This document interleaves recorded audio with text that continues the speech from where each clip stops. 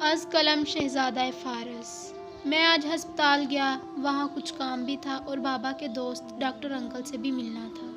ہسپتال کے ہال میں ایک ضعیف آدمی بیٹھا ہوا، سر سے لہو بہہ رہا تھا، اداس تھا، لیکن وہ مرہم پٹی کروانے سے انکار کر رہا تھا۔ میں حیران تھا، عمر ہوگی کوئی 60 سال۔ میں پاس گیا، پوچھا بزرگوں آپ ڈاکٹر صاحب کو پٹی کرنے دیں، خون بہت بہہ رہا ہے۔ پاس بیٹھی ایک لڑکی بار بار کہہ رہی تھی ابو پلیز پٹی کرنے دیں۔ میں حیران تھا، بزرگ ایسا کیوں کر رہے ہیں؟ ان کے کندھے پہ ہاتھ رکھا اور اس بزرگ کا ہاتھ پکڑا، ان کی آنکھوں میں دیکھ کر بولا میرا نام فارس ہے، پتہ ہے بالکل آپ جیسے تھے میرے بابا، چھوٹی چھوٹی داڑھی، معصومانہ سا چہرہ، بہت پیارے تھے، لیکن وہ اب میرے ساتھ نہیں ہیں، وہ اللہ میاں کے پاس چلے گئے۔ بزرگ میری طرف دیکھ کر میرے سر پہ ہاتھ رکھا، پتر دعا کیا کر اپنے ابا کے لیے۔ مجھے اپنے ابا جان کا ذکر کرتے ہوئے آنکھیں نم ہو گئی۔ بزرگ کانپتے ہوئے اٹھے، آواز دی ڈاکٹر بیٹا مجھے مرہم پٹی کر دو۔ میں اداس سا ایک کرسی پہ بیٹھ گیا، بابا جان کے ساتھ گزرے لمحات یاد کرنے لگا۔ اتنے میں ڈاکٹر انکل آئے، میرے بابا کے دوست تھے، ان سے کچھ کام تھا۔ میں نے پوچھا انکل یہ بزرگ اپنا علاج کیوں نہیں کروا رہے تھے؟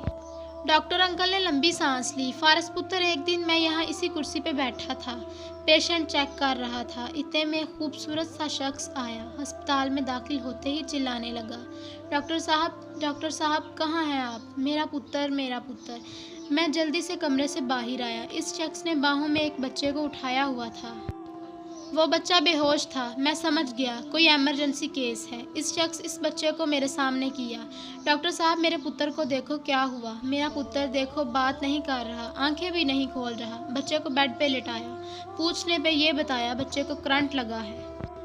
میں نے جلدی سے ٹریٹمنٹ شروع کی، لیکن وہ شخص بار بار مجھے کہہ رہا تھا ڈاکٹر میرا پتر ٹھیک ہے نا، میرا لاڈلا میری جان ٹھیک ہے نا؟ میں غصے میں بولا بھائی صاحب باہر جا کر بیٹھ جائیں، مجھے ڈسٹرب نہ کریں، میں دیکھ رہا ہوں، جو بھی ممکن ہوا میں کروں گا۔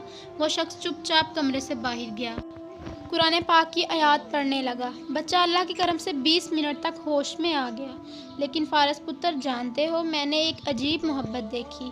میں نے جب اس شخص کی طرف غور سے دیکھا تو اس کے دونوں ہاتھ بری طرح جل چکے تھے اور کچھ زخم بھی گہرے ہو چکے تھے۔ میں اس شخص کی طرف دیکھ کر بولا بھائی صاحب آپ کو کیا ہوا ہے؟ وہ شخص میری بات کو اگنور کر کے بولا ڈاکٹر صاحب اللہ آپ کو بہت خوشیاں دے، میری تو جان ہی نکال دی اس نے۔ تو وہ شخص اپنے بچے کا منہ چومنے لگا اور ماتھا چومنے لگا، ہاتھ چومتا اور پھر میرے قدموں کو چھونا چاہا۔ ڈاکٹر صاحب آپ نے میرے بچے کی جان بچا لی۔ میں نے پھر پوچھا آپ کے ہاتھوں میں اتنے گہرے زخم ہیں، آپ بھی اپنی مرہم پٹی کروا لیں، ہوا کیا ہے آپ کو؟ وہ شخص مسکرا کر بولا ڈاکٹر میرے پتر کو کرنٹ لگا تھا، میرا پتر چیخ رہا تھا، مجھے کچھ نہ سوجی، میں نے ڈائریکٹ میٹر سے تاریں کھینچ دیں، لیکن کمبخت مجھے بھی کرنٹ لگ گیا، بجلی نے میرے ہاتھوں کو جکڑ لیا، وہ تو اللہ کا شکر ہے محلے والوں نے آ کر بچا لیا۔ میری آنکھوں سے آنسو بہنے لگا۔ اس شخص کے ہاتھ بری طرح جلے ہوئے، پاؤں میں جوتا بھی نہیں پہنا ہوا تھا، ننگے پاؤں بھاگ کر آیا تھا پتر کو باہوں میں اٹھا کر۔ جانتے ہو فارس اس کے پاؤں سے بھی لہو بہہ رہا تھا، کمبخت پاؤں میں ایک کیل اندر گہرائی تک گھس چکا تھا، لیکن اس شخص کو اپنا بالکل درد نہ تھا، بار بار اپنے پتر کو چومتا، سینے سے لگاتا، اللہ کا شکر ادا کرتا۔ میں باپ کی اس محبت پہ قربان ہو گیا۔ اس شخص کے ہاتھوں اور پاؤں پہ مرہم پٹی کی، وہ شخص اپنے بیٹے کو سینے سے لگا کر وہاں سے چلا گیا۔ میں اس دن محسوس کر رہا تھا باپ اپنا وجود بھول جاتا ہے اولاد کی محبت میں، نہ جان کی پرواہ کی نہ کچھ سوچا، بیٹے کی خاطر بجلی کی تاروں کو پکڑ لیا، ہاتھ جل گئے، ننگے پاؤں بیٹے کو باہوں میں اٹھا کر ہسپتال کی طرف بھاگنے لگا۔ بھاگتے بھاگتے پاؤں میں کیل دھنس گیا، کیل کا وہ درد بھی محسوس نہیں ہوا۔ ہائے باپ کی محبت پہ دونوں جہاں قربان۔ فارس پتر جانتے ہو وہ شخص کون تھا؟ وہ شخص یہی بزرگ تھا جو لہو بہتے ہوئے پھٹے سر پہ مرہم نہیں لگانے دے رہا تھا۔ جانتے ہو اس بزرگ کو کیسے چوٹ لگی؟ اس بزرگ کو اسی بیٹے نے بے دردی سے مارا ہے، دھکے دے کر گھر سے نکالا ہے، ساتھ جو لڑکی ہے اس بزرگ کی بیٹی ہے۔ یا خدایا میرا جسم کانپنے لگا، میرا کلیجہ پھٹ گیا۔ दिल चाहा इस बुजुर्ग को सीने से लगा लूं। बेटा इतना बदबख्त कैसे हो गया? बुजुर्ग के पास गया। मैंने प्यार से पूछा, बाबा जी बेटा क्यों मारता है? बुजुर्ग आप दीदा हो गए। मेरी तरफ देखकर बोले, कहता है मेरी बीवी को तुम अच्छे नहीं लगते। मेरा पुत्र मुझे घर नहीं रखना चाहता। मैंने बुजुर्गों का हाथ थामा। बाबा जी के पुत्र के पास गया। वो लड़का बीवी के पास बैठा पिज़्ज़ा खा रहा था। मैं घर में दाखिल हुआ। बेटा अपने बाप को देखकर गुस्से से बोला, फिर आ गया तू? मैंने इसके बेटे को गिरेबान से पकड़ा, मुंह पर थप्पड़ मारा। वो चिल्लाने लगा। मैंने चुप रहने का कहा, फिर खुद पे काबू खोते हुए बोला, जानते हो ये बूढ़ा कौन है जो सारे रास्ते मुझे कह रहा था, फारस पुत्र, किसी के घर मुझे नौकरी ले दो। मेरा पुत्र बहुत मजबूर है, वो थक जाता है बेचारा, सारा दिन काम कर करके फिर रात को घर आकर मेरी वजह से इसकी बीवी झगड़ा करती है।